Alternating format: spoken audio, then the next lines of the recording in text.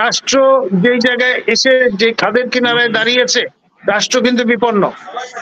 আমরা যেই গাছে বসে আছি সেই গাছের ডাল কাটছি, এরকম একটা অবস্থায় সে গোপাল ভাঁড়ের গল্পের মতো পরিণতি আমাদের হতে পারে। আর যতক্ষণ পর্যন্ত নিরাপত্তা পরিষদের রেজলিউশন পাস না হচ্ছে, ততক্ষণ পর্যন্ত ওই যে নিন্দা জ্ঞাপন, কনসার্ন ব্যক্ত করা, তাতেই তা সীমায়িত থাকবে, নট বিয়ন্ড দ্যাট। এটা খুবই সাবজেক্টিভ একটা প্রশ্ন, ভ্যালু লেডেন প্রশ্ন। আমি একজন কমেন্টেটর এবং আমি নির্বাচন পর্যবেক্ষক এবং নিরপেক্ষ একটি অবস্থান বরাবর বজায় রেখেছি। সেই ধারাবাহিকতায় আমার কোনো পক্ষ নেওয়ার সুযোগ নেই। তবে যে কোনো অন্যায় এবং যে কোনো অবিচারের আমি বিচার দাবি করব, আমি নিন্দা জ্ঞাপন করব এবং কোনো অবস্থায় অন্যায্য কোনো অবস্থান আমি সমর্থন করব না। আমাদের জাতির পিতা বঙ্গবন্ধু শেখ মুজিবুর রহমান বলেছিলেন, কেউ যদি ন্যায্য কথা বলে এবং সঙ্গে একজনও হয়, আমরা তার পক্ষ নেব, তার কথা মেনে নেব। তার যে স্পিরিট, সেই স্পিরিট আসলে এখন মিসিং। বাংলাদেশ এমন একটি অবস্থায় পৌঁছে গেছে যে কারণে কবি বলেছেন, উদ্ভট উটের পিঠে চলেছে স্বদেশ, মুক্তিযুদ্ধ হায় বৃথা যায় বৃথা যায়। যে স্পিরিট নিয়ে মানুষ মুক্তিযুদ্ধ করেছিল, যে স্পিরিট নিয়ে 52 ভাষা আন্দোলন করেছিল, তারই ধারাবাহিকতায় আপনার আজকাল যে অ্যাক্টিভিজম আমরা প্রত্যক্ষ করছি, তারই ধারাবাহিকতা। সেই জন্যে কখনো আপনার যে অনুভূতি, যে পালস, সেটা অনুভবের চেষ্টা করাটা জরুরি এবং সেই অনুযায়ী পদক্ষেপ গ্রহণ করাটা বাঞ্ছনীয়। আপনার গরু মেরে জুতা দান কখনোই কাঙ্ক্ষিত নয়, অথবা আপনার গণবিরোধী কোনো অবস্থান, সেটিও আপনার হিতকর কাজ না।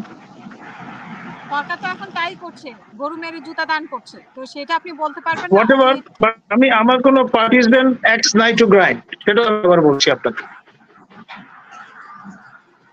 তো আপনি চোখের সামনে সরকার আসবে যাবে, সরকার আসবে যাবে, রাষ্ট্র থাকবে, এটাই হচ্ছে প্রত্যাশা। রাষ্ট্র যেই জায়গায় এসে যে খাদের কিনারায় দাঁড়িয়েছে, রাষ্ট্র কিন্তু বিপন্ন। আমরা যেই গাছে বসে আছি সেই গাছের ডাল কাটছি, এরকম একটা অবস্থায় সে গোপাল ভাঁড়ের গল্পের মতো পরিণতি আমাদের হতে পারে। হবে কেন? সরকার বিপন্ন বলেন স্যার, সরকার বিপন্ন, রাষ্ট্র কেন? সরকার রাষ্ট্র মিলেমিশে এখন একাকার হয়ে গেছে।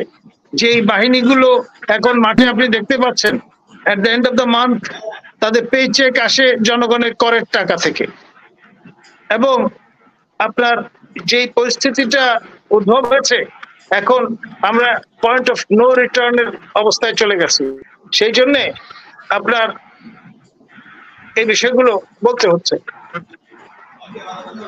আপনার কি মনে হয় যে এই যে জাতিসংঘ যেটা বলেছেন, জাতিসংঘের মহাসচিব যে বলেছেন যে পদক্ষেপ নেবেন, কি ধরনের পদক্ষেপ আসতে পারে? এবং আমরা ইইউ থেকে দেখেছি। দেখুন, আমি মনে করি যে আন্তর্জাতিক সম্প্রদায় তার দায় এড়াতে পারে না।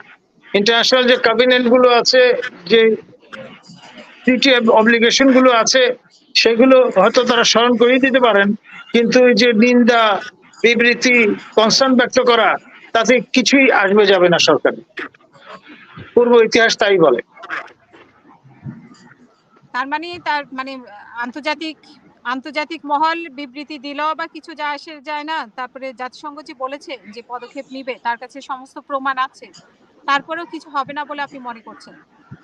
দেখুন, বাংলাদেশ জাতিসংঘের সদস্য রাষ্ট্র, ফলে জাতিসংঘের যে ব্যয়, তার নির্বাহে বাংলাদেশও চাঁদা দিয়ে থাকে।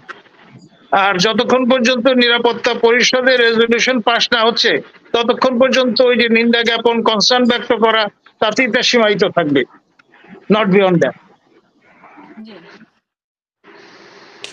আপনার কাছে আমার আরো প্রশ্ন, যে আমাদের প্রধানমন্ত্রী যে বলছেন এখন যে উনি অপ্রত্যাশিতভাবে উনি এটা আশা করেননি যে কিভাবে এত খুন হলো, এত এরকম পরিস্থিতি ক্রিয়েট হলো।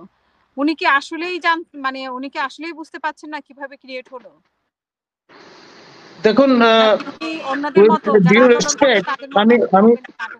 উইথ ডিউ রেসপেক্ট আমি যেটি বলবো সেটি হচ্ছে, আপনার জাহাঙ্গীরের মতো লোক বা মান্নানের মতো লোক যখন আপনার